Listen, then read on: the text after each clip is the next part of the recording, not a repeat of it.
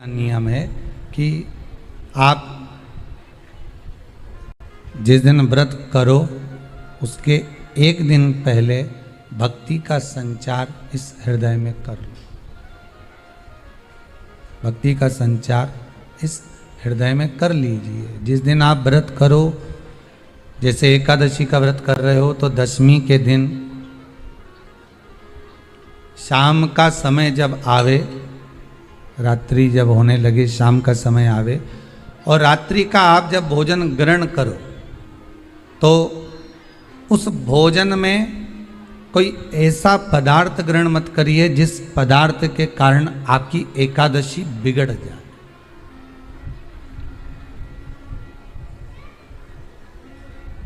कोई बेकार भोजन हमें ग्रहण नहीं करना, श्रेष्ठ भोजन ग्रहण करिए दशमी के दिन। और एकादशी का दूसरा नियम बहुत ध्यान से सुनिएगा।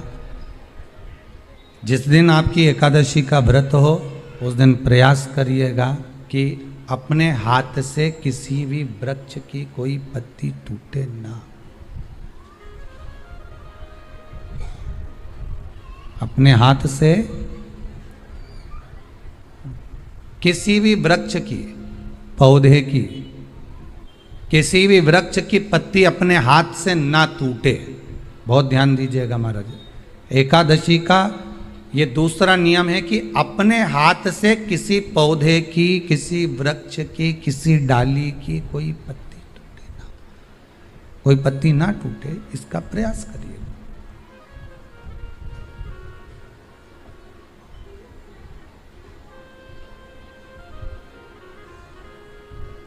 कितना सुंदर व्याख्यान कहा है, कितना सुंदर वर्णन है महाराज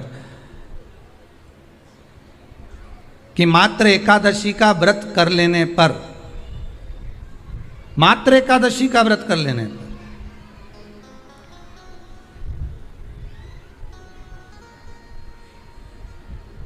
जो पूर्व में किया गया हमारा पाप कर्म है, हमने किसी जीव की हत्या करी है, हमने किसी को कष्ट प्रदान करा है, हमने किसी को अपशब्द कहा है, हमने किसी को ताने दिए, हमने किसी को आड़ा टेढ़ा कहा है, हमने किसी को गालियां दे दी है, मात्र एकादशी का व्रत ही कर लेने पर ये सारे जो दोष हैं वो समाप्त हो जाते हैं।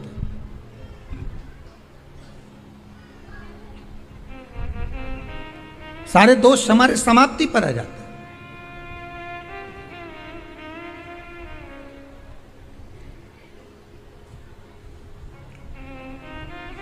अब एक विचार करिएगा थोड़ा सा अपने मन में, अपने चित्त में, अपनी वृत्ति में एक बात उतारिएगा। एक अपने मन में एक बात को उतार कर रखिएगा कि आप अपने पाप को,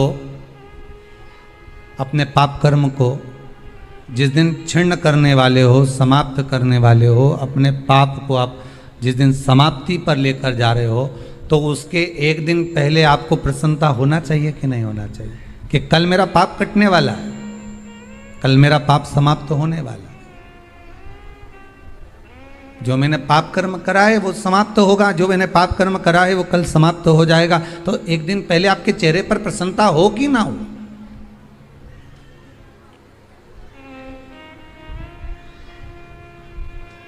और चेहरे पर वो प्रसन्नता आपके आना चाहिए कि कल मेरा एकादशी का व्रत है, आज दशमी है, कल एकादशी का व्रत है, तो कल मेरी जब एकादशी का व्रत रहेगा तो मेरा ना जाने कितना कितना पाप, कितना असत्य, कितना झूठ, कितना प्रपंच वो समाप्त हो जाएगा। इसमें मुझे प्रसन्नता हो, इसमें मुझे आनंदता हो।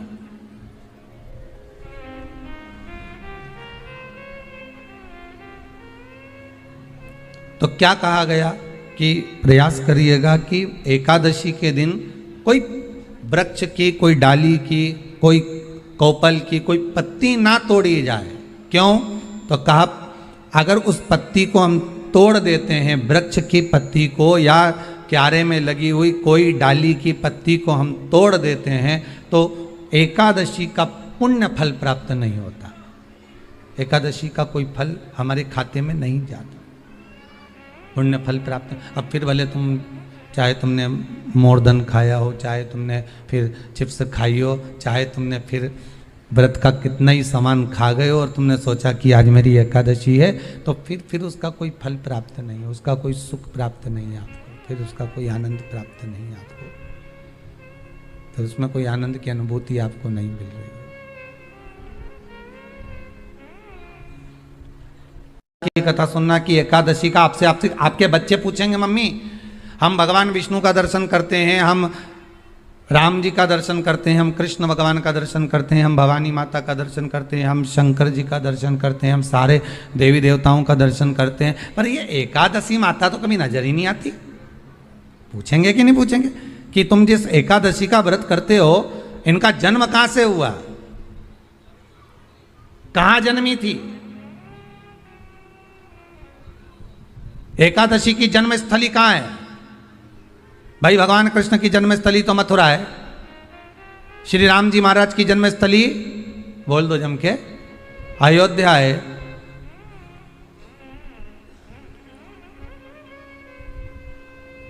कोई आपसे पूछ ले कि एकादशी की जन्मस्थली कहां है, तो आधे लोग तो बाल खुजाने में लग जाएंगे कि एकादशी आखिर पैदा कहां हुई थी, जन्म कहां लिया था, इसका जन्म हुआ कहां था, कहां जन्मी थी ये?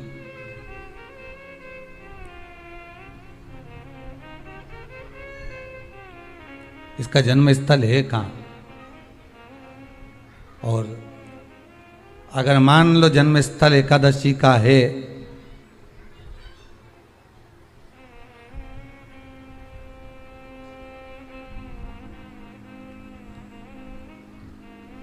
और एकादशी अगर जन्मी है, उसका जन्म हुआ है, और दुनिया के लोग इतना व्रत करते हैं, उपवास करते हैं, तो फिर इसका जन्म स्थल कहां होगा? तो कहा इसका जो जन्म स्थल है वो बद्रीनाथ। कहां पर है? बद्रीनाथ। और उस बद्री विशाल में भी एक गुफा जिसका नाम है हेमवती। क्या नाम है? हेमवती। उस गुफा में एकादशी का जन्म स्थल है। बद्री विशाल में हेमवती गुफा, जो 12 योजन अंदर प्रवेश करने जितनी है, 12 योजन की गुफा के अंदर, हेमवती के अंदर एकादशी का प्रागट्य हुआ था, एकादशी का जन्म हुआ था।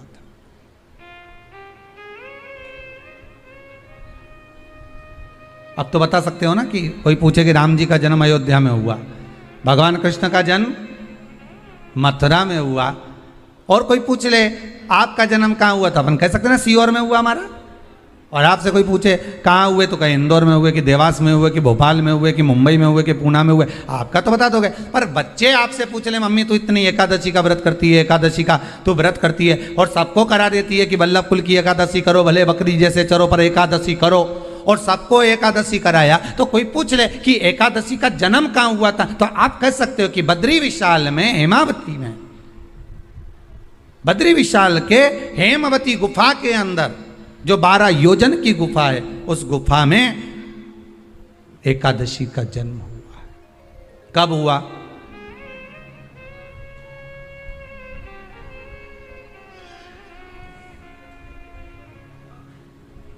जन्म होने का कारण, राम जी के जन्म होने का कारण था रावण का संहार। भगवान कृष्ण के जन्म होने का कारण था कंस का संहार।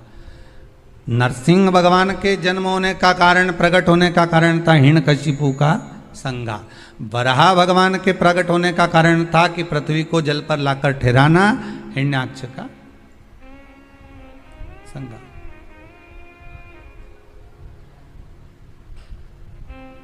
तो फिर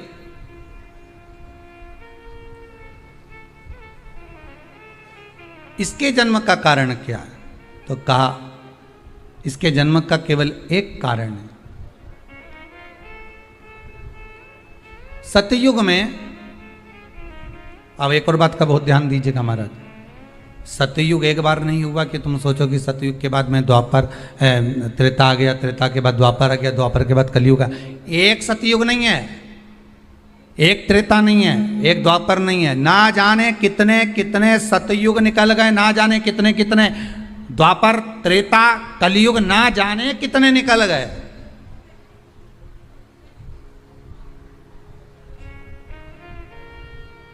और आप और हम जैसे भी इस पृथ्वी पर ना जाने कितने, अरे जम के तो बोलो, निकल गए। पृथ्वी वहीं की वहीं है, जिस मकान में रहते हो वो मकान भी वहीं की वहीं है।